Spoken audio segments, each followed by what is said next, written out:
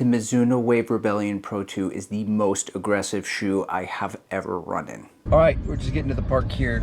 I got my Mizuno Wave Rebellion Pro 2. We're gonna put it on. There's a race going on, probably like a 5K or something. We're taking it out on a long run. Today's long run is 30-30, 30-10, 30 minutes easy, 30 minutes moderate, 30 minutes comfortably hard, 10-minute cool down. I have a question about the shoe and I'm gonna tell you about it on the run, so let's get to it. I do know a little bit about Mizuno, even though this is the first Mizuno shoe I've run in. I know the idea behind the shoe is that they need to comply with the regulations on heel stack, which is measured from the heel, right? The stack of the shoe measured from the heel. They wanted to add more foam, so they put it in the midfoot. And then you get a shoe that looks like this bizarro shoe that looks like it's targeting heel strikers. It's heelless, something. So not for everybody, this shoe. I am a midfoot striker. The shoe is designed for me. Thanks, Mizuno. I feel seen. Okay, we're coming up on 1 mile, 8:04 pace. But I have to tell you, if you look at my Strava, it's gonna be net downhill by a lot. What this shoe gives, the shoe is giving me speed bump. I am feeling the surplus of foam in the midfoot as I land. Now, it's super foam.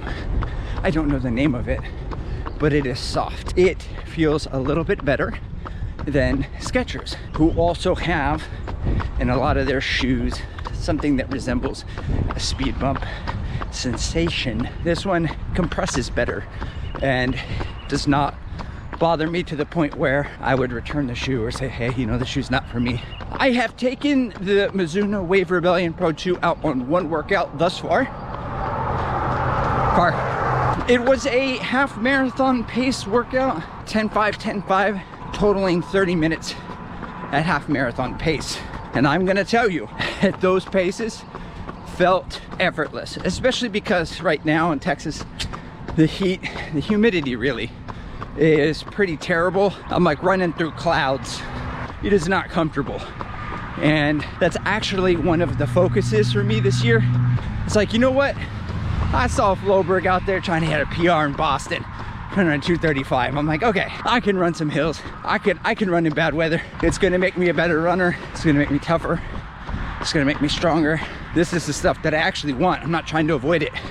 And if I could PR at a course like Marine Corps, who knows what I could do on a flat course. I should probably talk about the shoe at some point. Okay, and to this point of the shoe running for me, that's really the question I have for the shoe, is that without a heel, you really, for me, I can't run on my heel if I get tired late in a race. It really keeps me up on my toes, and that's something that I'm transitioning to now a little bit more.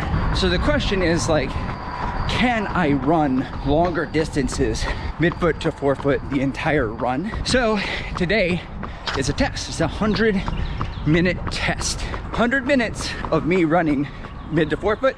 I'll end up being close to half marathon. I definitely don't think I could take this shoe for the marathon distance for my form where I'm at right now, but for half marathon, I am interested in it. I want to compare the shoe ultimately to the Asics Metaspeed Edge pairs, because that shoe has also given me similar kind of vibes. I'm trying to get all the shoe talk out of the way before I hop up into moderate pace. Shameless plug, I got these shoes on Amazon. I'm gonna put the link below. Made a video for it. It's an affiliate link. If you're interested in the shoes, click that link. See if it's at a good price in your size. Amazon's weird because like 9.5, I got half size up and it was 140, but at my 9s, it was 180. Shoe retails at 250. It is a super shoe. So either way, it's a pretty good price, but sometimes Amazon just has those sick deals. Now let's talk upper, midsole, outsole. Upper, the fit from the first one, there was a lot of complaints about it being too tight. You might want to half size up. They said in the second one, you don't need to do that. I did it anyway, and I don't regret it. I think if I would have gone with my US men's size 9, it would have crammed my feet. That being said, the heel does not have a great lockdown. And for some odd reason, probably the biggest flaw of the shoe, You know how at the top of the shoe, at the top of the throat, there's usually a couple holes and you can make a racer's loop with the laces to get a secure lockdown, which you may not necessarily need to do in daily trainers. But for a race day shoe, it is called a racer's loop. And that would be pretty important, but the Wave Rebellion Pro 2 does not have that option. Now, that wouldn't be so bad, except there's also not a great heel lockdown. It's flimsy in the back, there's a little padding, so there's great potential for heel slippage. I don't feel like crazy heel slippage, but I do feel a little bit of wiggle. It doesn't really bother me, to be honest, but it's there, it's present. Okay, we're about to hit this moderate pace. I'm gonna turn on some tunes, and let's go. I'll be me until I'm in the grave, yeah. See my record, had to set it straight. 5 minutes in, about a 7-minute pace, moderate. Don't know where my heart rate is, don't really care. Some in euros, some in sec, some in dollars, some in yen. I've been trying to keep my zen. All right, at moderate paces, my second mile was 7:14, my first was like a 7:05. So like 3:05 pace, second one was 3:10. I expect the pace to slow down because there's more hills, more up before I turn around. Okay, at these moderate efforts, I am loving the shoe. It's very buttery, which would be like close to marathon pace for me. And I think when I put more force into the ground in the shoe, I feel I get more of the speed bump sensation. Not that it bothers me terribly. At moderate paces, I feel the softness, the return, the lighter feet feels so good. Getting a lot of energy return, even without putting too much power down. All right, I have about a minute left of moderate pace. I got the final weigh-in. Love the shoe at moderate paces.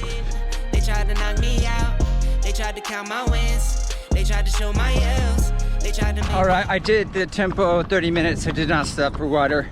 Sometimes I do that, especially if I'm not training for a marathon.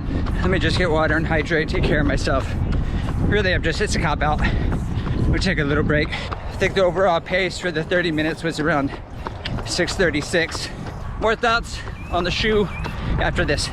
Okay, final thoughts on the shoe. 3 things that I'm gonna cover. 1, what it feels like at every pace, what paces it's best for. 2, what it feels like generally to run in the shoe. And number 3, what makes the shoe so special. Okay, first off are the paces. That's number 1. So for like walking pace, it is the worst shoe imaginable. It's the concave heel for me, fam. It's like the opposite of the Hoka 10.9. You guys remember that shoe? Now the Hoka 10.9 has a very strong jawline, okay? One of those midlife runner jawlines, but this shoe is got a very weak chin. And I'm not gonna try to find an example because that's not very polite. Now, moving on to easy paces. At easy paces, okay, I'll just go ahead and say this. It's terrible.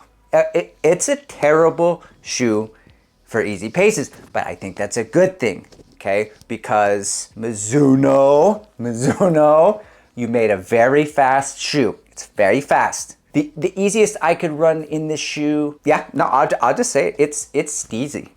This shoe is great for steezy runs. Okay, next pace is marathon pace. Chef's kiss on that, more on that later. For faster than marathon pace, getting into that upper threshold LT1 half marathon threshold paces, the shoe disappears on my feet and I can really focus on the suffering. Okay, and lastly, speed work, 5K to mile pace. Holy shit, yes. Wow, this shoe is just mind-blowing. The quicker the cadence, just the momentum. We're gonna get to it, more on the end. Okay, number 2, what does it feel like to run in the Mizuno Wave Rebellion Pro 2?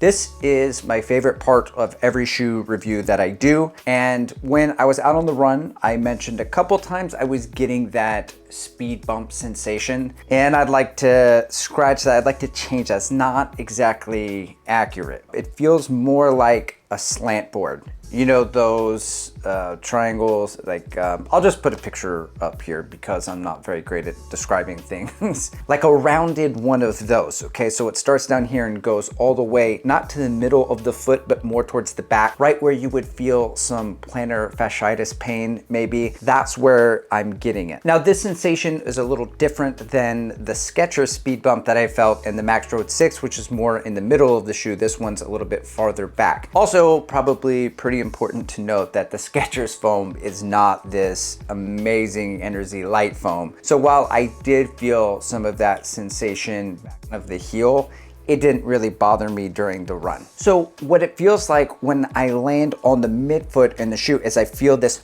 trampoline effect, and I feel the forward, I feel the steep drop, which leads me to the biggest question I have about the shoe, which is, what is the actual drop? It's 38 millimeters in the back, 36 millimeters in the front for a 2 millimeter drop on paper, but that's from here to here, okay? We all know the slant board comes up to about here, so this is the actual drop, and that I feel creates something pretty steep that propels me forward. And if you know me, I like a good steep drop. The Mizuno Wave Rebellion Pro 2 is the most aggressive shoe I have ever run in. And what makes this shoe so special is not that steep drop, but the Energy Light foam, probably coupled with the steep drop. I mean, the rebound is wild in this shoe. When I come down, I just launch forward. And I would say opposite of this foam, or more on the other side of the spectrum, would be the Adidas Light Strike Pro.